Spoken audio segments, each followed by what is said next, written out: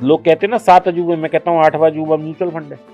पुरुषों से बेहतर ट्रेडर है महिलाएं, क्योंकि दे आर इनहेरिटेड क्वालिटी है महिलाओं में सेविंग की। जिस दिन सीख के आओगे ये मार्केट खान है, खान पैसे की।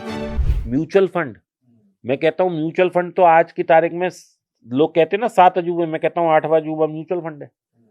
आपको कुछ करना नहीं, आपको कुछ दिमाग नहीं लगाना, आपको सिर्फ अपना पैसा उठा के म्यूचुअल फंड को दे देना, और as little as 500 rupees a month.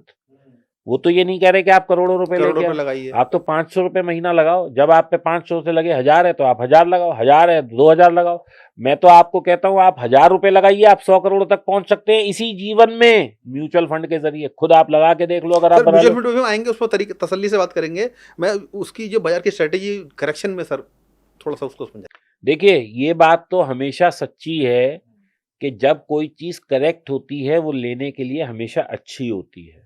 2 lakh रुपए गोल्ड गया, वहां से जब करेक्ट होके 1.5 लाख आ गया तो अच्छा ही प्राइस है ना।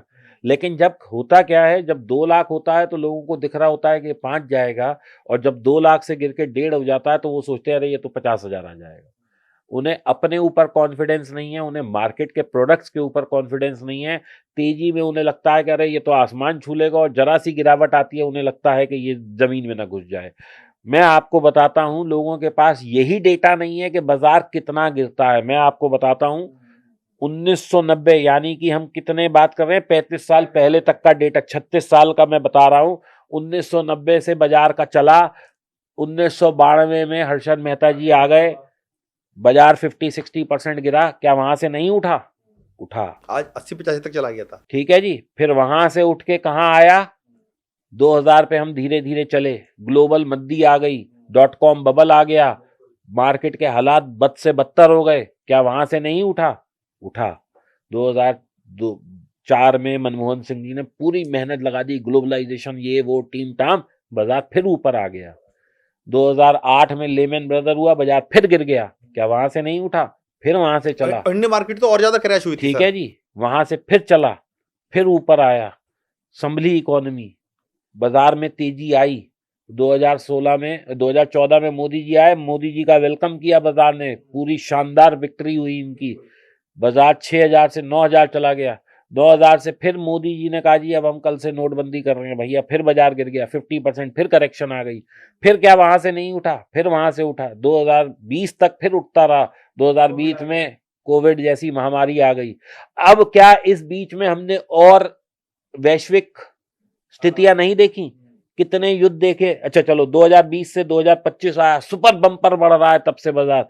अब अगर 12-15-20% क्रैश हो गया या करेक्ट हो गया तो क्यों आए बात का रोना है? जिसने 10 साल पहले लगाया था क्या वो प्रॉफिट में नहीं है? जिसने 8 साल पहले लगाया था वो प्रॉफिट में नहीं है? हाँ, जो आदमी ने अभी लगाया ही बिल्कुल टॉप पे है भैया, वो तो लॉस लेगा। दूसरी चीज, क्या इस बीच में हमने लड़ाइयां नहीं देखी? यूक्रेन वार देख ली, मिडिल ईस्ट और मैं तो 1990 से बताता हूं, खाड़ी युद्ध 20 साल तक चलता रहा, ईरान इराक लड़ रहे थे। अगर किसी को नहीं पता है तो वो पीछे की किताबें या गूगल कर लेना, खाड़ी युद्ध देखो कितने साल चला था। क्यों लड़ चला था?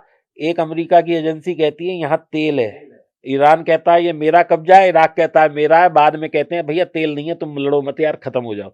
ऐसे ये बेवकूफी का युद्ध था, और ये 20 साल चला था। बिल्कुल, बहुत लंबा चला। इस बीच में लीबिया हुआ, वेनेजुएला हुआ, इसके बाद ये क्या नाम है वियतनाम वार हुई, इसके बाद भाई साहब चाइना और कोरिया हुआ, कोरिया नॉर्थ कोरिया हुआ। इधर भाई साहब हम क्या करते हैं, ये पाकिस्तान हुआ, इंडिया पाकिस्तान भी हो गया इस बीच में 2-3 दफा। अमेरिका अफगानिस्तान हुआ, अमेरिका इराक हुआ, अमेरिका लीबिया हुआ। तो क्या हमने लड़ाइयां नहीं देखी? भाई साहब बाजार हर दुखड़े को पीछे छोड़ के ऊपर उठ जाता है। क्यों उठ जाता है? इसके पीछे का कारण समझते हैं। हम लोग विस्तार कर रहे हैं अपना जनसंख्या का।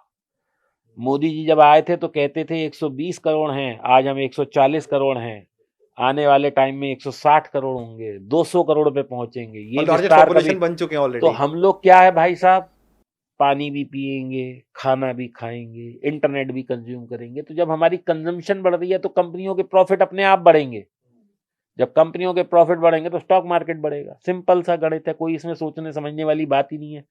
आज से 10 साल, आपने ये देखो मैं गिन पा रहा हूँ 20 लाइटें लगी हुई हैं, आज से 20 साल पहले 10 साल पहले थी इसकी जरूरत? नहीं थी। अब ये खराब भी होंगी, कल आप चेंज भी करोगे, आज आप कैमरा भी लेके बैठे हो।